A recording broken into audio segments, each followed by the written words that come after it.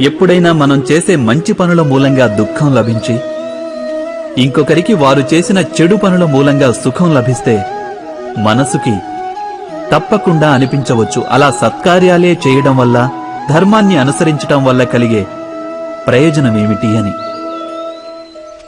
కానీ దుష్టాత్ములకు ఏమి లభిస్తుందో ఎప్పుడైనా గమనించారా? దుష్టకార్యాలు తలపెట్టే వారి హృదయం ఎప్పుడూ అల్లకల్లోలంగా, ఎంతో చిరాకుగా ఉంటుంది. ఆ మనసులో అనుక్షణం కొత్త కొత్త సంఘర్షణలు ఉద్భవిస్తుంటాయి. అపనమ్మకం వారిని జీవితాంతం వెంటాడుతూ ఉంటుంది.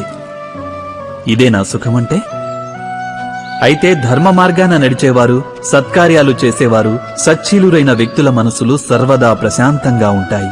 పరిస్థితులేవి వారి జీవన గమనంలో బాధాకరంగా ఉండవు. సమాజంలో గౌరవ మర్యాదలు, మనసుకి సంతోషం లభిస్తాయి వారికి. అనగా